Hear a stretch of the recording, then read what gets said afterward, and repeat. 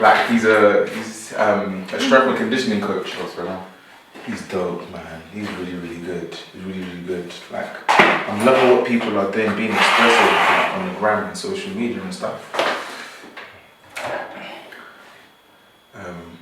Yeah, man. Are we rolling, by the way? Yeah. Wow. You just roll with such impunity. You don't even tell us. Ooh, impunity. So we're starting. I mean, I'm like brag, but I'm educated. What's up, my dude? Hey, I'm still waiting for the day we just messed this up. We're cutting. Woo! Episode 9! Woo! And we're live. And we are live. God damn.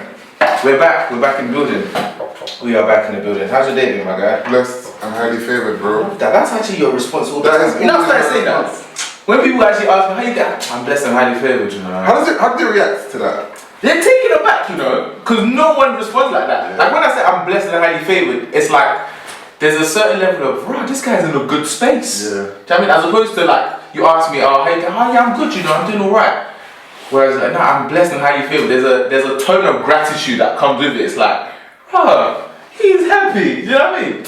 It's even contagious. I've noticed, like you saying it, my girl says it, like a lot of people that I know say it's actually contagious. And the thing is, what you notice is people ordinarily would say, oh, I'm surviving, or I'm alright, it's Monday, stuff like that, like them negative jokes that have become normalized. But why did you just say, I'm blessed and highly favored? That, alright.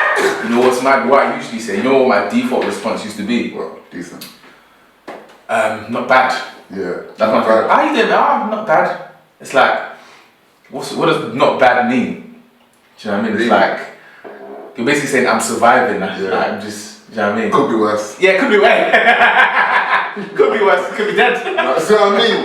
So I used to say, I said it one time, every day above ground is a good day, innit? Which is good, but it's not great. Like, it's not, you hearing that, it's not gonna fill you with optimism. Essentially. That's the kind of thing you say when you're at the lowest of your lows. Every day above ground is above the devil. It's alright, you know what I mean? It's a decent day. I'm alive. I'm breathing. But yeah, bro, I got a question for you, man. Right, let's jump straight into it. Is suicide selfish? Whew.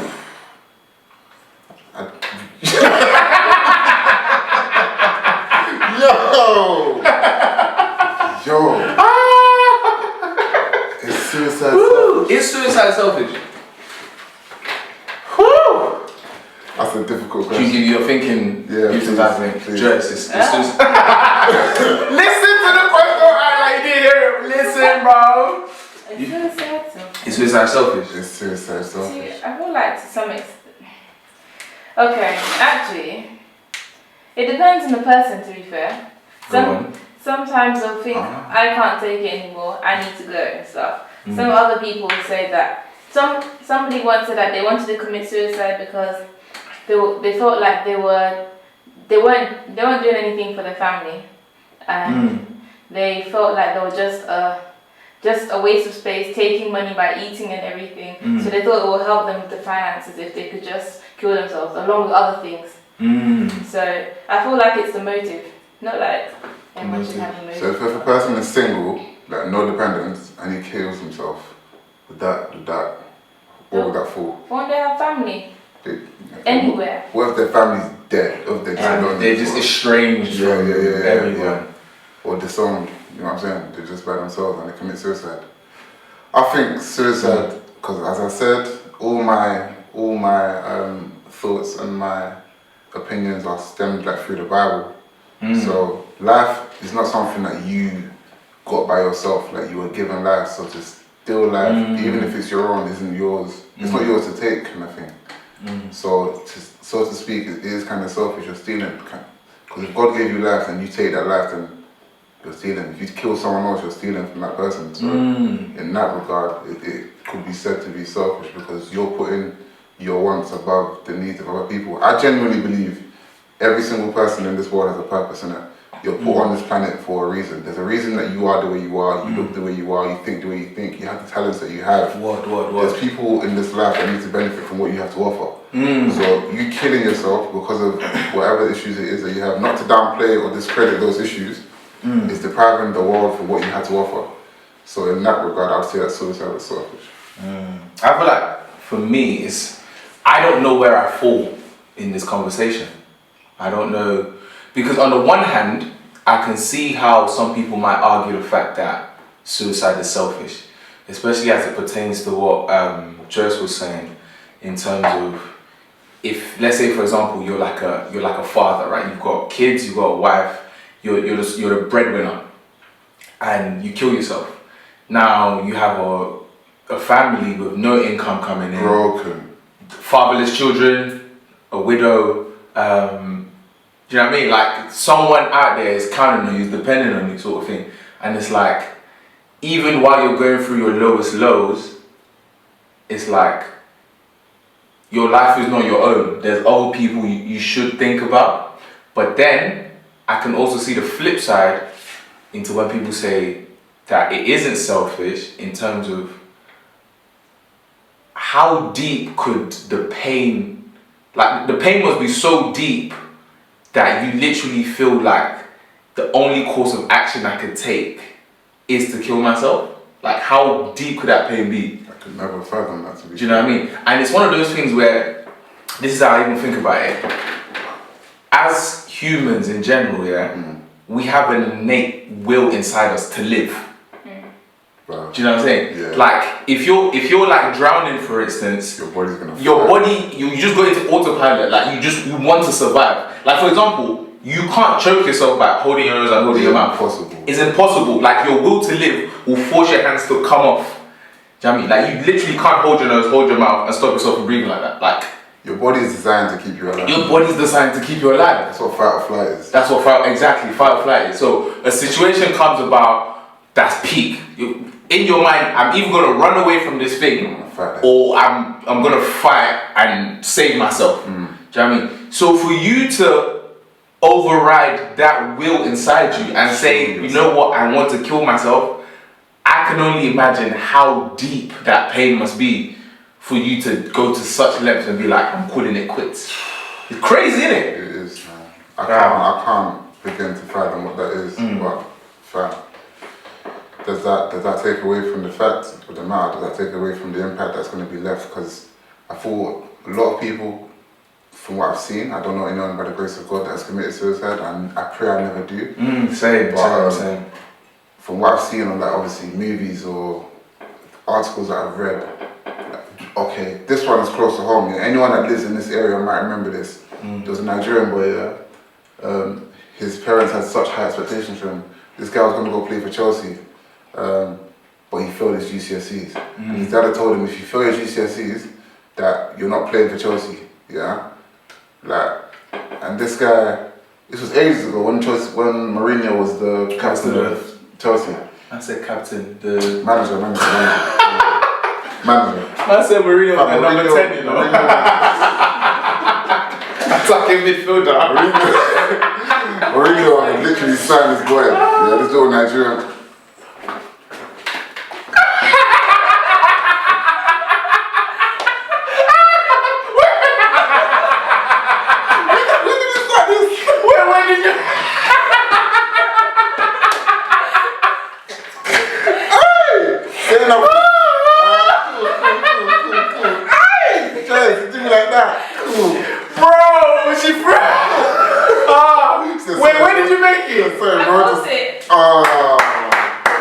That is hilarious. I didn't even know she had that. You like mess about. Nah, you gotta hold that. You gotta hold the L. If for the guys listening, yeah, basically Joy's made a glittery L, and for every time you take an L, you have to hold it. So hold the L. Anyways, literally just hold your L. Anyways, so that is funny. Wait, that's funny. Now you gotta just sit there and talk with a stupid face.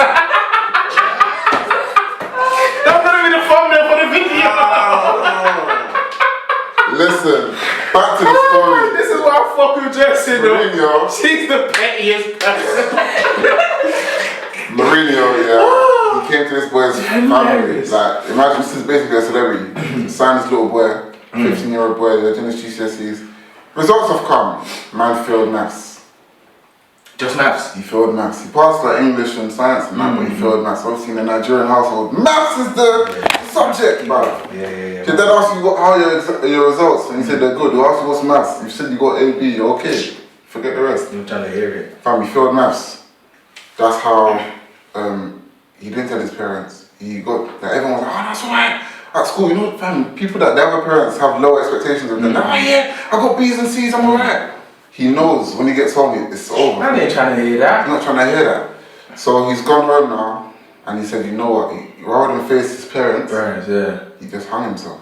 That's crazy. He hung himself. And his contract was signed. This guy's going to start making like maybe what was 15 to start making thousands of pounds a week, innit? Just playing football. GCSEs or no GCSEs, he was going to make that. And he killed himself. Do you know how pressure that is on a parent?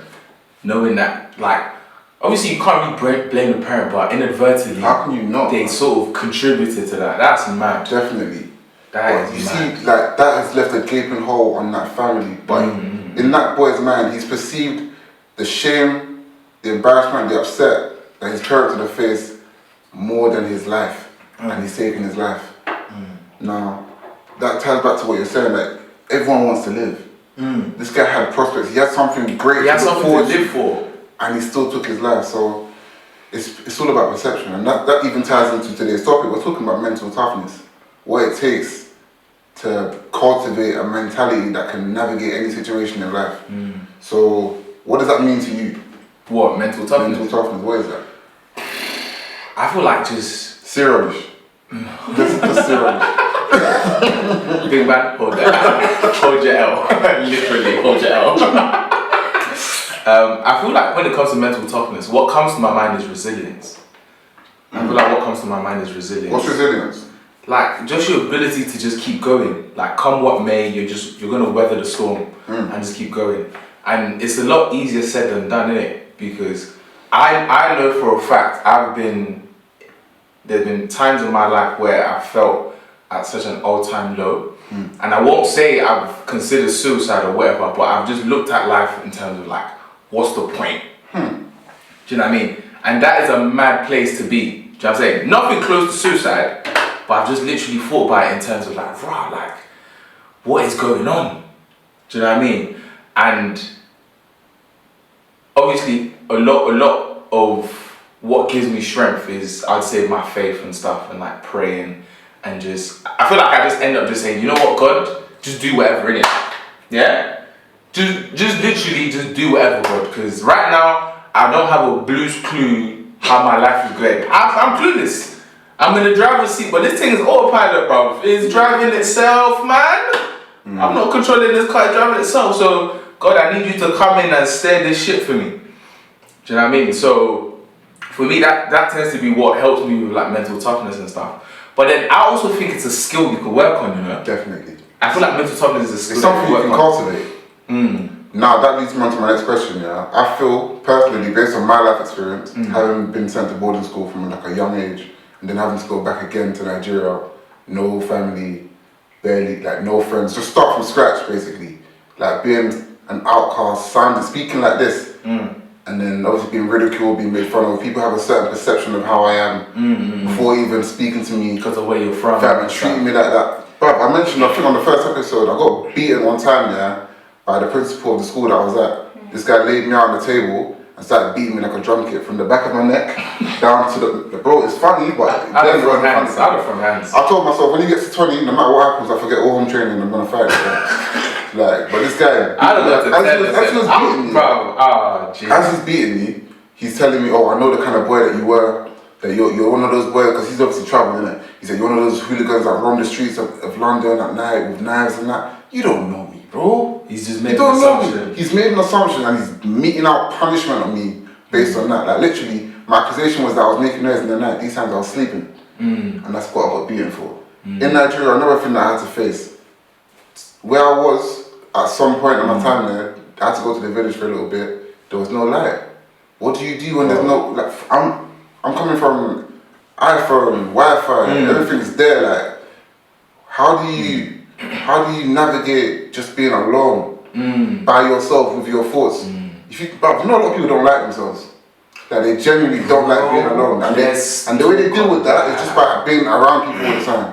Let's talk on that. Some people are in clubs, not because they want to be in clubs, but because they don't like who they are when they're by themselves. And I was forced to come to terms with who I am. Like, I can sit here right now and tell you that I don't like the man that I am at this present moment in time. Well, as we're speaking? As I'm talking to you right now, I'm not content with the person I am right now. Why is that? Because I know that there's more that I can achieve. And I know it's going to be difficult. And the first step in achieving that reality is being dissatisfied with the person that you are currently. Do you get what I'm saying? Yeah. If I was sitting there saying, oh, you know what? I like my life is sweet, and I have got a lot to be grateful for. Don't get me wrong, I'm very grateful for my life. Yeah. But I know that there's more. There's more, And because there's more, I'm going for that. And the only way for me to get there is to be dissatisfied, discontent with where I am now, and then chart a path to get to where I need to be. But having gone through the things I've gone through, and seeing the things I've seen and looked at myself objectively, stepping outside yourself and looking at yourself and saying, you know what, you are lazy. You're a procrastinator. You lack discipline. You lack respect. Objectively, like, forget how I feel about it. Yeah. Bro, did I not break down to you the other day? Yeah, we had a deep conversation in the car the other day, man. It was deep. Tears. It was deep. Weeping. Definitely deep. Because people will look at me, people in my life will look at me, and some of you watching this know me, you think I'm a decent person, I'm a good guy. I've heard that a lot of the time. And if I just sit and I rest in that assurance, oh, he said that I'm good, she's affirmed me, he's affirmed me, I'm not going to progress. And I know I've got issues that I need to work on. So it comes from a place of, one, realizing that you're a mess up, fam. That you've got certain areas that are still dirty. The front room of your house is clean, but the bedroom is a mess. You need to pattern the bedroom. But my suffering has led to me having the mental fortitude to be able to push through the applauds and the comments and the compliments. The affirmations and stuff. You know what I'm saying? Yeah. So my point now is, I believe personally that suffering is a necessary part of building mental toughness. What do you think about that? Okay. Just pass the L back. Wait, we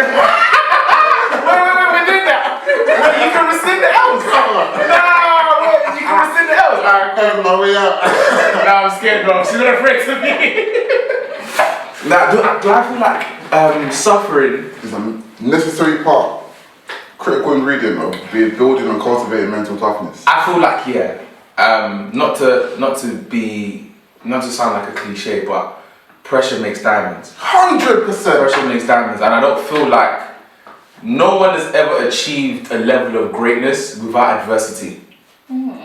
It's never happened. Success is not an accident. It's not. It's a series of calculated steps, deliberate, directed at a particular goal and target. 100. That's why most people who are successful at a particular thing, to the outside world, look obsessive. But it's not obsessive, they're just focused. Yeah. They just have that innate drive to be focused. Anyone at the top of their field didn't get there by accident. At all. At all. Or even if you get there by accident, it will show because you drop down very quickly. You can't keep it. It's not sustainable. It's not sustainable. That's a madness. That's an absolute madness. Everyday phone calls. And my finger's even on silent. How many times have they called me? It's alright, Sha. It's not sustainable. It's not sustainable at all. But yeah, so I feel like I do sort of agree with you in terms of there is I wouldn't put it like that though, because when you say suffering, it sort of has like a negative undertone, but I do agree in terms of you do need adversity in your life. Difficulty. I've got an analogy for you. Have you heard the butterfly analogy? No, talk to me. The butterfly analogy. The butter what? The butterfly. Oh, okay. Butterfly! I'm looking at Jess. She's holding the elbow. She's looking at what? Butter time. It's gonna flow behind. A butterfly is originally a caterpillar, right? Fat thing, slow, sluggish, just moving like that. In order for it to get to the butterfly stage, it needs to go through a period of metamorphosis. Whoa! Wait. Hey! Metamorphosis. Meta what? Metamorphosis. Come and catch this G. What's the G for? Grammar. Okay, full of words today. Wait, I want something else. Cool, metamorphosis. Yeah, so the process of changing from one state to another. And like you mentioned, pressure makes diamonds, right? Look at seeds. Every tree that grew mighty was once a seed that was underground, like pressure, darkness. And it had to fight its way surrounded out. by crap, literally, that it used as fuel to make itself a tree. A butterfly goes into a cocoon for a period of time, yeah? If you assist a butterfly, then leaving that cocoon, let's say you see it trying to break through and then you just assist it by cutting the cocoon, that butterfly will come out, but its wings won't be as strong as it needs to be in order to fly. Wow, you preaching. All that, you preaching. Go on, boy. Part of it. Yeah, boy. You better go on, boy. Part of that part of that caterpillar becoming the butterfly is the struggle needed to break free from its cocoon. Yeah. So when people don't go through a process of adversity or a system of suffering or just negative circumstances, they don't have the mental fortitude to be able to make it or maintain that level of success that is preparing them for. I got, bro. What do you think about that in that regard? No, I like that analogy. You're preaching today. I don't know what your day's been like, what you've eaten today, but you're preaching. When I tell you, when I say I brought down to America, I was literally crying in the car. Like I said, bro, I'm a mess up. This guy had some rude awakening lately, bro. He's just been on a different trajectory, like mentally, in just how you like see life and stuff.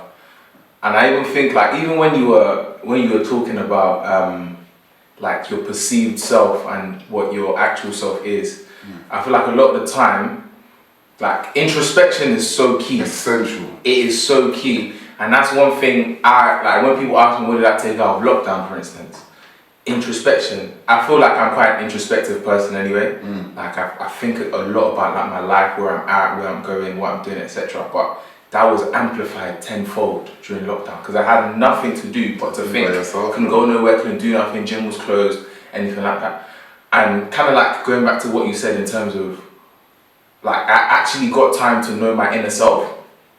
And I got to a point where I was like, rah, like, you're not actually as good of a person as you think. And it's like, you complain about certain things not breaking your way, and it's because in some areas you're lazy, or maybe you're not even lazy, you could do better. And it's like, are you committing yourself 100% to everything that you need? Do you know what I'm saying? And it's like, all these things, I feel like a lot of people are very scared to search within because they don't know what they're going to find. 100%. Or they know what they might find and they're not ready to face it yet. That's it, man. Do you know what I mean? That's literally and it's like, once you highlight, okay, cool, these are my weaknesses, you put it out in the open, now you have to be accountable to yourself. Exactly, that's what, because I was thinking, you have to be accountable. Am I going to share this on the podcast? Am I going to say that I lack discipline or that I'm not as respectful as I think I am, or that I procrastinate? Now it's out there. Now if you see me procrastinating, if you see me procrastinating, if you see me procrastinating, onto you. I've got people to hold me accountable.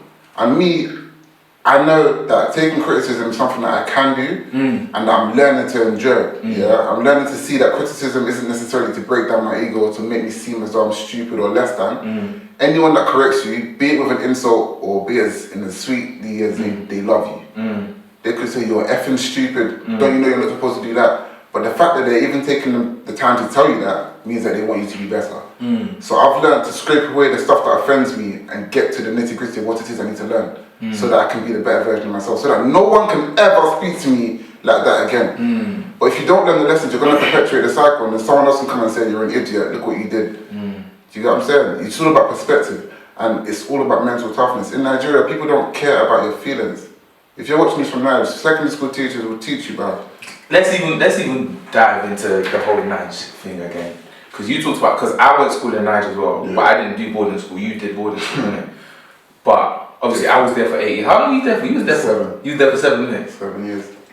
But it's like, where you said you were in boarding school and then you had to go into, like sometimes there were points where you were in the village, and obviously, you know, being in England and having like everything at your disposal, everything you could get just like that. Phones, everything was the click of an app, and then you're in a country where Wi-Fi isn't really banging like that, and you know there's. You didn't even have your phone. You didn't even have your phone. Last episode when you said, "Could I live a year without my phone?" I did 7. I did like 4 years without my phone. I was like, lightweight. What? I didn't know what phone was till I was 18. Had to submit your BlackBerry at the gate. Fam, it's crazy. But like, talk more on that in terms of like, what do you think that did to shaping your mind? One, you have to find alternative means to entertain yourself. Two, it makes you look inside. So, example, one of the experiences that really shapes the way that I think and the way I'm able to look within myself is during half term. So obviously my parents and family were in the UK and I was in Nigeria in boarding school. So it's like a week holiday. There's no point flying to England for a week. So I'd stay in boarding school by myself. It was just me. There's 8 rooms and it's just me. I'm walking the corridors. I rapped every grime song I knew in my head, like, because there was nothing else to do. Then I started like praying. Before I knew, I was just singing praises, and then I started praying. And then I started thinking about my life, just going through memories and things that I've done that if I could go back, I would do differently. And then thinking about why I even did it the way I did it in that moment. Thinking about people that I've offended. You know, them times you're just laying at night and then you're thinking about something awkward that you did and you regret it. I had enough time to go through all of them.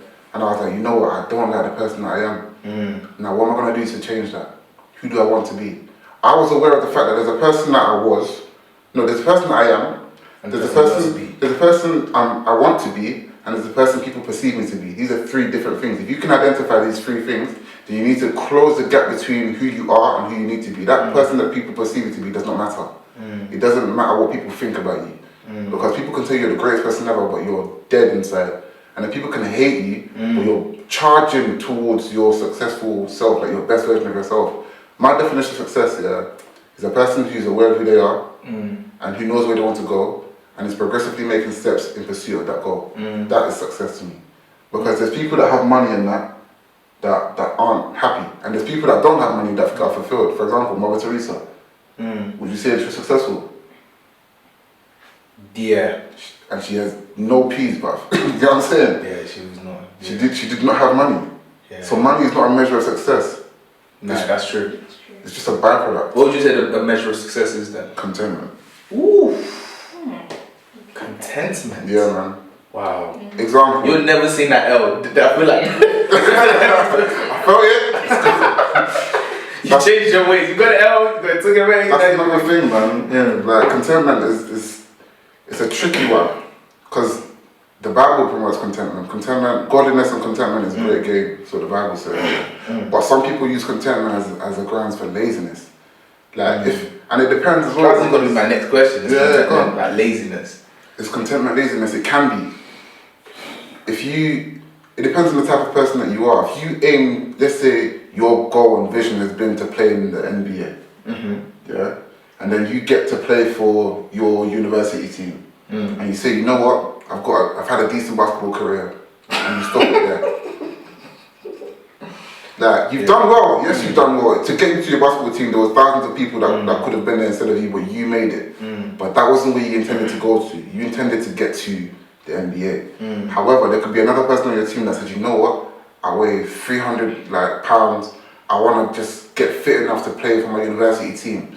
That person goes, trains, sheds the weight, and they make it. That person is successful because they've attained the goal that they set for themselves.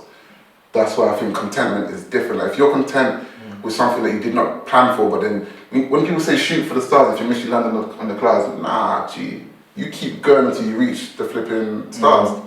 Like, just keep on going. But why I say contentment is success is if you aim for something and you are able to eventually reach that goal, then you can be content. You see, my thing with the whole contentment stuff is I'm trying to find the right balance, right? Yeah. Because to a certain extent, it's like I really value the concept of gratitude, like being happy with what you currently have. So there's been instances where, like, even though I'm happy with what I currently have, like, I want more. Yeah. But then my thing is, I start questioning myself as to what's my motive for wanting more. Okay. Do you know what I'm saying? That's another issue. I think I was even speaking to you, I was thinking about changing my car. I was telling you, I was like, I want to change my car. And like, I think it was either you or Biz. I was like, yeah, I would change my car, And he's like, why? And I'm thinking, listen, man, just trying to get the German thing, you know? Like the German thing, you know? Like, little two Merc and that Audi things, you feel me?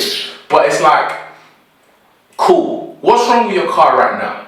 No. Yeah? There's nothing wrong with it, runs perfectly fine. I get to point A to point B.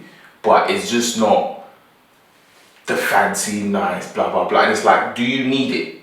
And it's like, no, I don't need it. You could get it, but you don't need it. And it's like, okay, cool, I don't need it. And it's like, I had to do some restructuring mentally as well in terms of like, cool, you don't need this thing, you just want it. And you want it for the wrong reasons. Exactly. So it's not a case of, right, you're striving for something and to better yourself. You're not trying to better yourself, you're doing it for other people. To meet some sort of societal standards that isn't even... Yeah, so I was like, you know what? To discipline myself, I'm not going to get it now. I'm not going to get And it. that's part of mental toughness. Wanting something and saying no to yourself. I got to the point, yeah, as in like right now, like I've got like car finance people calling me like, oh yeah, listen, yeah, you qualify for it, mate. Just send us this document and you have your car in 24 hours. And I even got one call today, I was like, Big man, what car can you offer me? Fuck off, really? Fucking, hey, let me call you back. And I'm thinking like, I can literally, I can get the car tomorrow. Okay. But I'm like, you know what? I'm not going to do it because I'm getting it for the wrong reason. Yeah. But yeah, but just finding that right balance in terms of cool, being happy with where you are right now, and then also not resting on your laurels as well. I feel like that's a hard balance to strike. I read something today that was quite profound. Go on. So a man was in a relationship with a woman who was very content with where she had reached in life. So she'd gone to university, she'd finished, qualified well. I think she got like a decent enough grade, 2-1 or something like that. Yeah, she's done all right. And she has a boutique, and her boutique is doing quite well as well. She makes, I think, 40k, yeah, which is a really good amount of money to make. Her husband, on the other, or her partner, whoever he was, yeah, and he's the one writing this thread. He is a goal-getter, so he's not happy with a certain amount of money. Like if he's making 40k this year, he doesn't expect to make 40k next year. He's trying to get to the big bucks kind of thing. His wife was, or his partner was content with where she was. Like she had a happy life, she had a schedule, she had a routine, she had a way of doing things. She could have expanded, but she didn't need to because she knew that expanding would come with more stress. She was content with what she had. But he used to look at her like she was lazy, like she wasn't a go-getter. And he would berate her for this, like, no, you could literally do more, why are you not doing more? And she would say that it's okay, like I'm okay with what I am, and he would look down at that. Yeah. But like I said, success is the attainment of the goal that you set for yourself, innit? So it's coming to that understanding that your priorities may lie in the thing is, something else as well, yeah, sorry to go on another tangent, but if you have money and you have a great image externally, but your kids, like you don't know their birthdays, you don't do homework with them, you don't spend time with them. I think you're a failure. You're a failure. I think you're a failure. Success needs to be all round. Yeah. What's the point of being there for your kids like always, but you can't provide for them? Yeah. Like you need to be able to apply that same work ethic all across the board. That's my issue at the moment. I was listening to a podcast, there's this guy called Jordan Peterson, innit? One of my favorite podcasts is Joe Rogan podcast. It's so sick, but he had this guy on, Jordan Peterson. He gives lectures on like life and so many different things. Like I think he's like he's a PhD. He has a PhD in psychology or something like that. And he was talking about like being idle, and he was like a lot of people who don't have anything working for them and they're in a state of despair is because they're not filling the void in their life with something productive. That's it. So if you know you're meant to be doing something and you're not doing it, then something hellish is going to fill that void. 100%. Goes back to what it says in the Bible, that idle hands is the devil's workshop. Do you know what I'm saying? If you're meant to be going to school, you're meant to be going to university, you're meant to be working this, that, and the other, and you're just sitting around doing nothing, you're going to get caught up in a bad crowd of people with no goals, no dreams, no aspirations. But it's like the antidote to that feeling of a lack of purpose is to actually take on more responsibility. Exactly. So he was saying, you never look up to someone who isn't responsible. Do you know what I'm saying? Everyone you look up to is responsible for something. Base level is them being responsible for themselves. Yeah. Being able to take care of themselves. And then after being able to take care of themselves, they're probably like a business owner. So they have other people that they're responsible for. Even trappers. family. Even trappers, in their mentality, that person is doing well for himself. he's got runners, he's got people doing, he's got strikers, he's got people doing all sorts of rubbish. Yeah. People look up to him because he holds a certain level of prestige. He's productive. He's doing something. You know what I'm saying? He's doing something. So even though it's not responsible, like whether it's right or wrong, that's up for debate, innit? but he's doing But something. you're actually doing something. That's why we hold celebrities like sports figures so high because they're productive. They're devoted to their craft. If you listen to Kobe Bryant's Mamba mentality, yeah. this guy was devoted. Yeah. No, you need to. You have to. The thing is, and you see that thing about. That's why people look down at people on doing 9 to 5s. Even though that's I never quite understood that. That's stupid. Everyone wants to be an entrepreneur. I never quite understood Not that. everyone is made to be an entrepreneur. But anyway, the reason why people look down at that is because to be an entrepreneur, you need to have one internal motivation. You need to be able to go all the time because if you don't work, you're not getting paid. You're not going to eat. But people look down at people doing 9 to 5 because if you don't dictate what you do with your time, someone else will.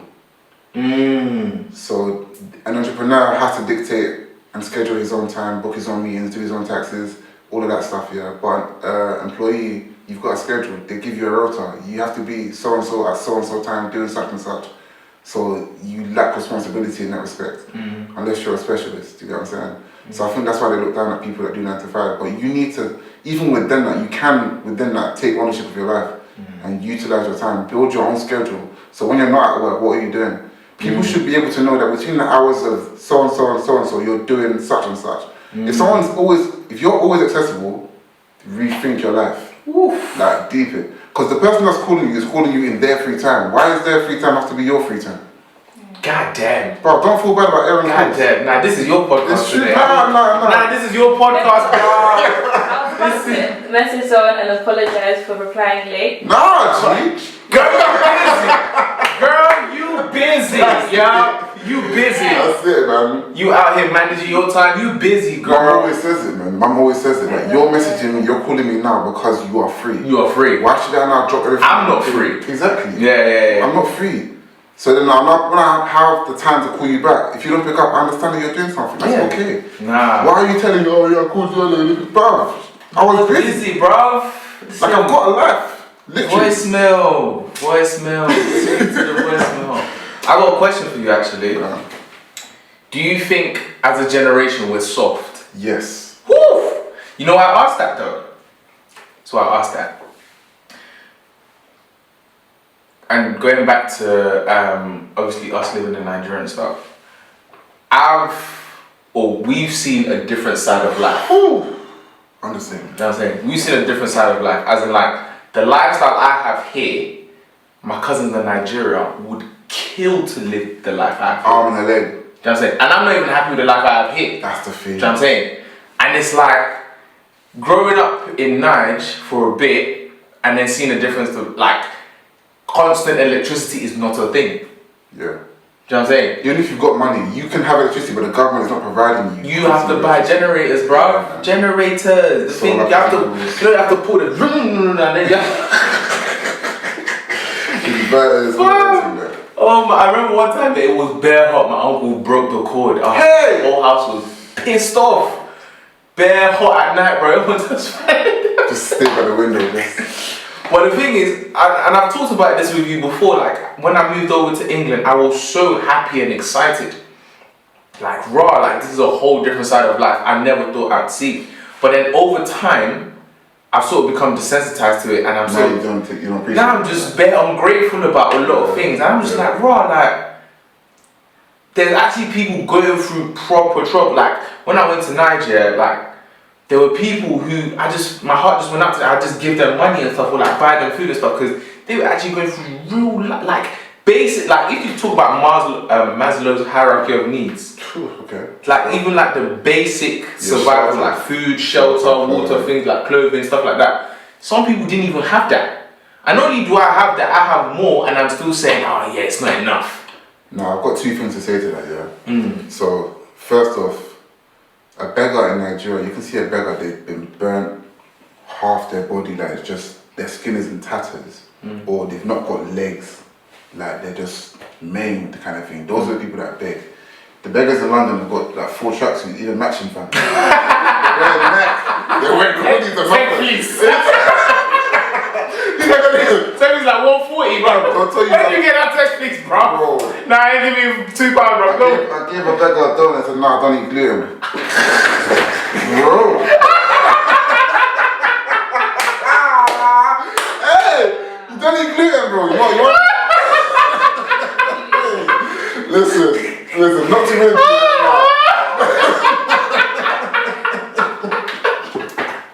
I was so bad.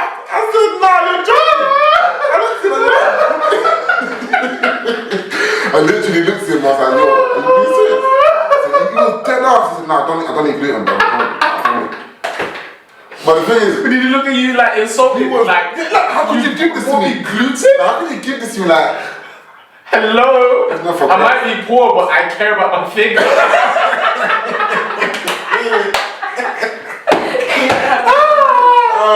Oh, flip it out. Flip it out. That is funny. You can see the disparity. Second thing I'm going to say is, despite all the things we're saying, Nigeria is still a beautiful country, guys. Don't get twisted. Oh, yeah, 100%. Oja, Lagos Island, 100%. Banana Island, all these places. Beautiful. Better than here, fam. Better than here. But you should be grateful for where you are, from where you've come from. Yeah. But don't be satisfied if where you are isn't the best you can be. Yeah. Like, don't feel bad about saying, okay, now that I've got constant electricity, the roads are smooth, and like corruption isn't affecting me daily, and so on and so forth. Police aren't like taxing me every time I go out. That there isn't still racial inequality. Yeah. There isn't still like issues that the problems shift.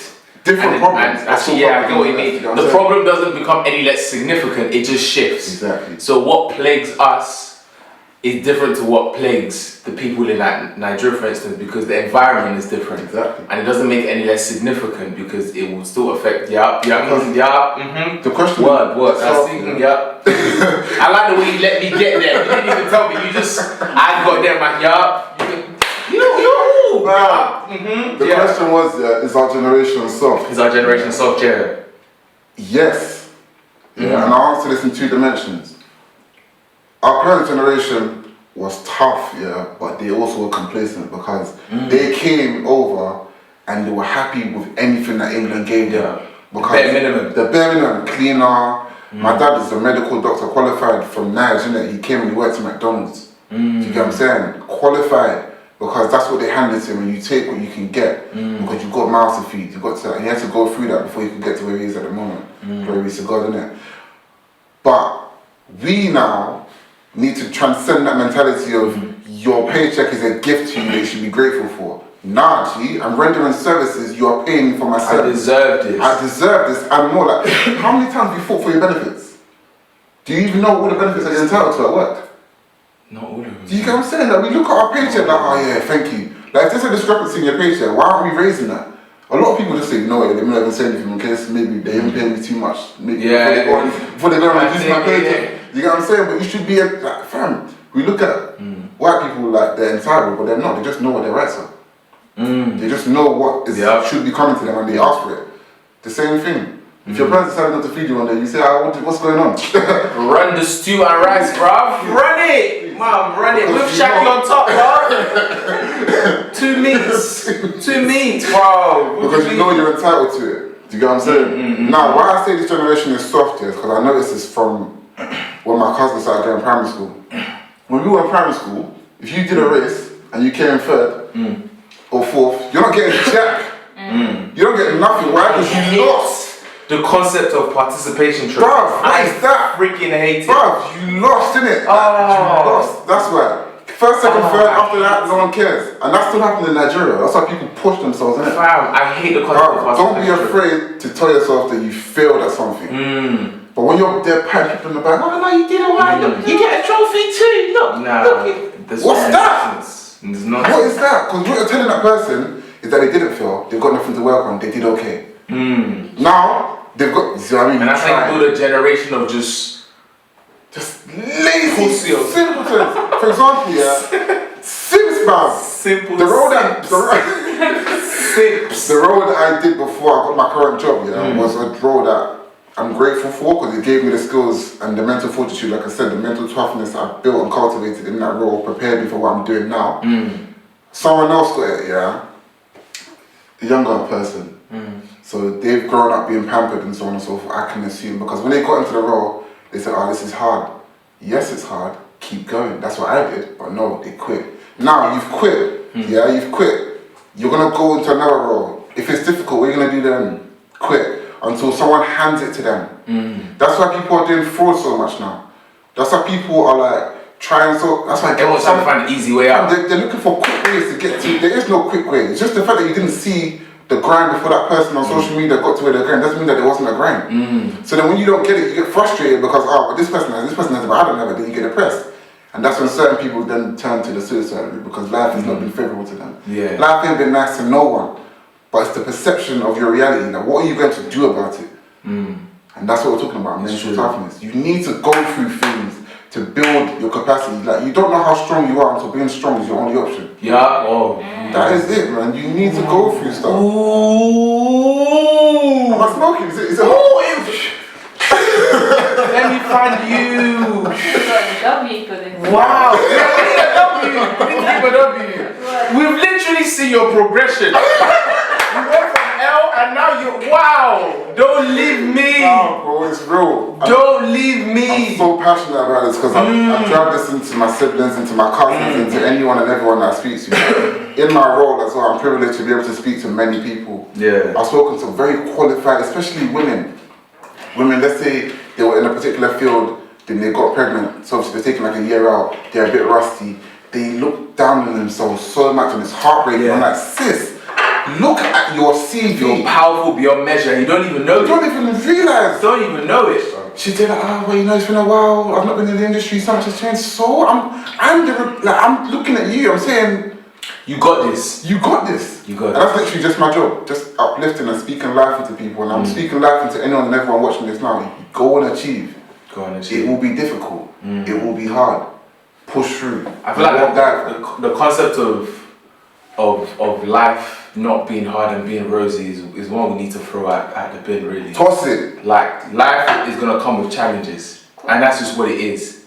Life is going to come with challenges. Come what may, there's going to be things. Oh my god, why are people calling me?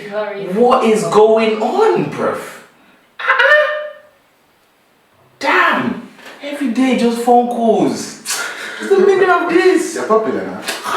You know the thing is, I don't know why phone is ringing because it's on Do Not Disturb. So they're calling me bears. Yeah, it's good. Bears. Anyways, effing up my train off. You have to throw away the concept. Yeah, throw away the concept of life being hard. And when you were talking, that's what I was saying. I hate the concept of participation trophy. Yeah. Because in life, there's going to be winners and losers. Yeah. In order for there to be a winner, someone has to lose. So if you understand that losing is a thing, that is extra motivation for you to be a winner. Exactly. And I don't, like, everyone could be a winner, but are you willing to sacrifice and put effort in to be that winner? That's it. Do you know what I'm saying? And like, discipline is so key. Essential. It's so essential. Like, without the concept of being a winner, and if everything is just rosy, like you tried, yeah.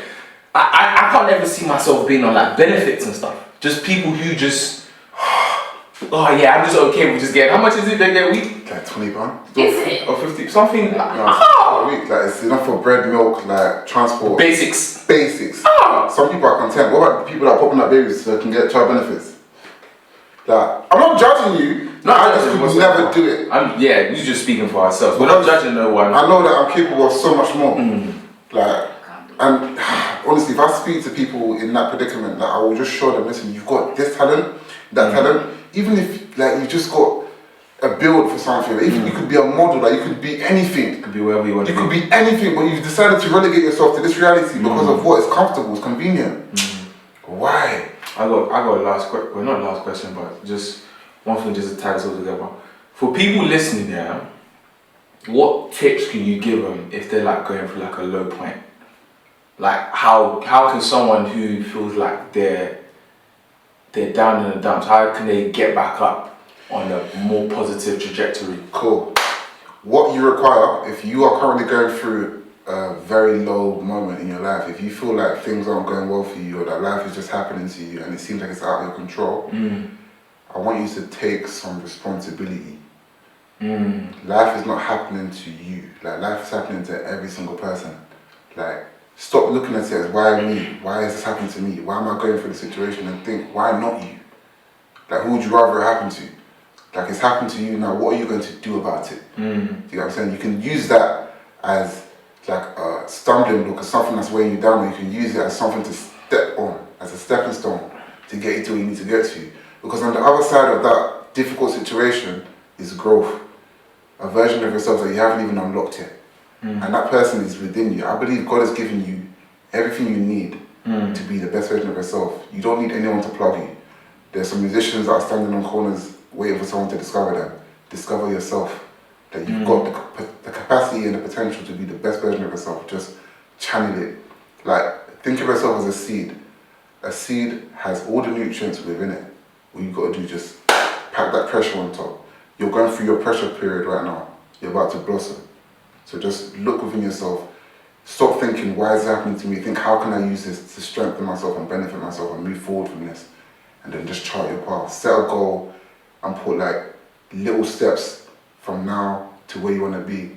Daily goals, weekly goals, monthly goals, yearly goals. And just achieve those. Celebrate the victories, but don't dwell on them.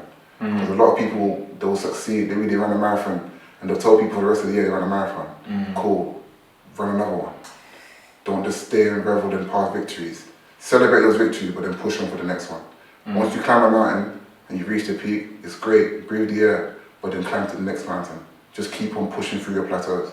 And I think, honestly, you'll find a version of yourself that you're pleasurable, or you're really happy to meet, essentially. So yeah, man. I don't think I can follow that. I'm gonna follow that. After that's it. This has been your podcast today. Yeah. Literally, I've just been holding. Cheers! I've been holding your jacket. Literally, I've just been holding your jacket. You said, hold this, I'm going for a swim. I've just been holding your towel, I've just been holding everything. What might be nah, but I hate you though. This is definitely something that's been It's on my heart, man. Been weighing on your heart, like especially like this last week, especially from the conversations we've had and stuff. And just like your newfound outlook on life and stuff like that. Because anyone that knows me, even this podcast, like I was saying it to someone we just met today, like I'm the kind of person, and I'm sure a lot of you watching this are as well, like when I see someone passionate about something, it gives me like a big push, like I get fueled from that. Like I'm seeing you burning for something and it's fueling my fire. I may not have any interest in what it is that you do, but like the fact that you're so passionate about it, I'm passionate about it for you. The reason why I can speak like this is because I want to see you all do well. I want to see you win. The fact that you're even on this podcast, watching or listening to us right now, you're contributing to me being able to do what I'm doing, and this is where I get fulfillment. You know what I'm saying? So I want you to be your best self. This is my greatest joy, seeing you succeed. And if everyone can have that mentality, this whole nation, this whole race, this whole world will be a better place. If we were just so genuinely happy to see everyone be their best selves, utilize their greatest potential, and realize their destinies, fam, this world will be such a better place, honestly. That's dope, man. That's dope. I feel like with anyone using like a low point, just know that, and this is where I'll leave it on. You have survived 100% of your bad days. Just think about that. You have survived 100% of your bad days.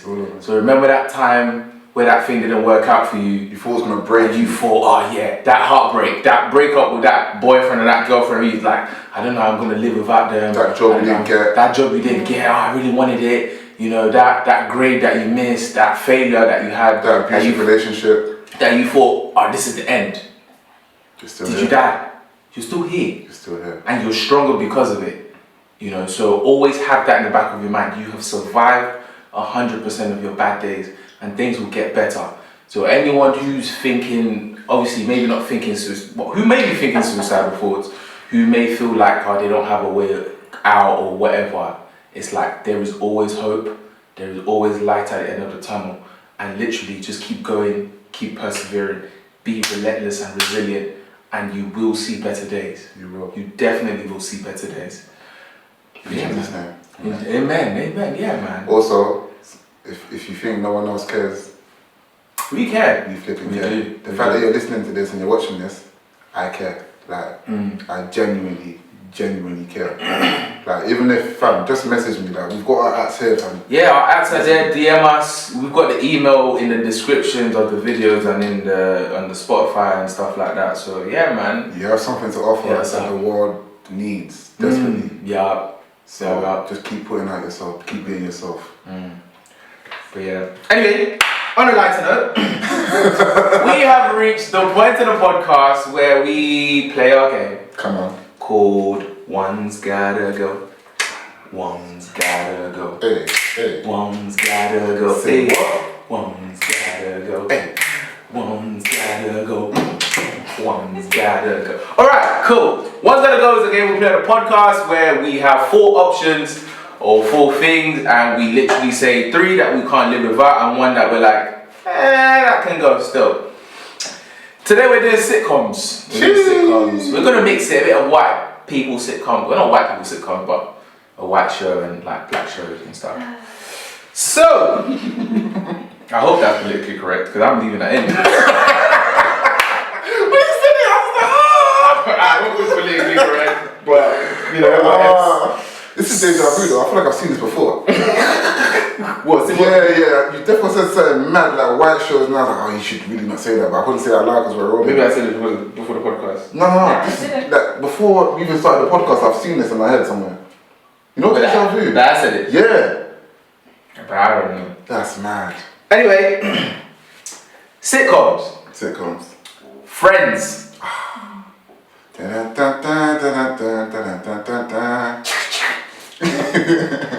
What does the meaning of this crap? Friends. My wife and kids. Junior.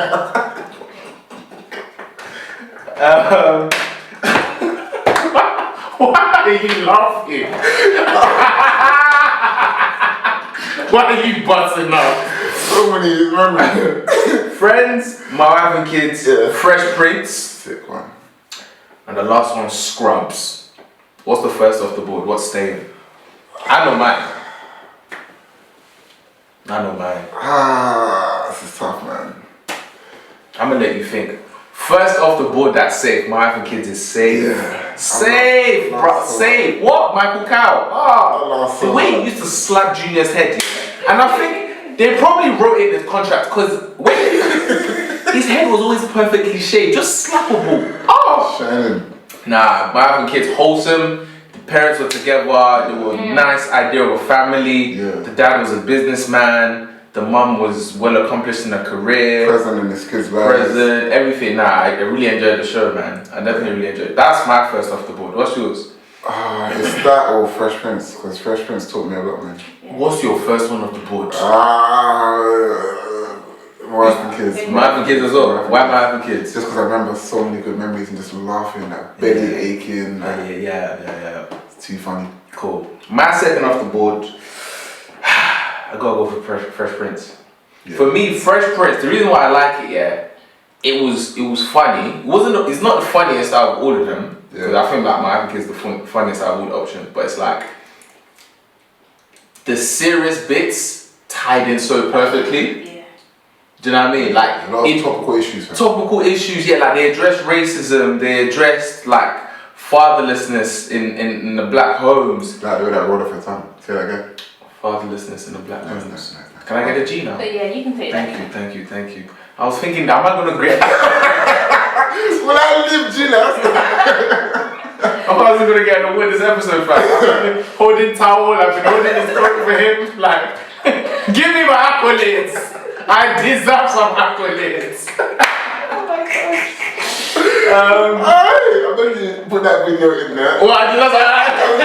Oh, my fans. Whoa, why? Whoa, why? I deserve some accolades. Accolades. Oh, no, I pay my dues. I paid it. Oh, no, I deserve some accolades. Oh my God.